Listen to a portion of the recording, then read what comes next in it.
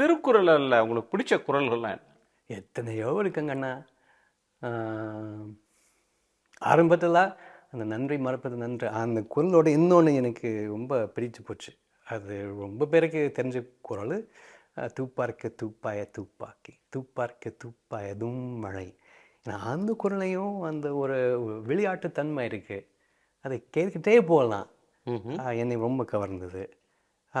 அதோட இன்னொன்று இப்போ நான் எந்த குரல் ரொம்ப கொஞ்சம் அதை பற்றி யோசனை பண்ணுறேன்னா, சொல்வன்மை என்னும் அதிகாரத்தில் விரைந்து தோள் கேட்கும் ஞானம் நிறைந்தினித சொல்லுதல் வல்லார் பெறின் என்கிற குரல். அதை எப்படி மொழிபெயர்த்திருக்கேன்னா, when one attains order and sweetness in words, the world rushes to listen. அருமையான குரல். ஏன்னா இந்த குரல் திருவள்ளுவருக்கு ரொம்ப பொருத்தமான குரல். அவர் நெருந்தினித சொல்லுதல் வல்லார் ஆயிட்டாரு இது செய்யும் போது.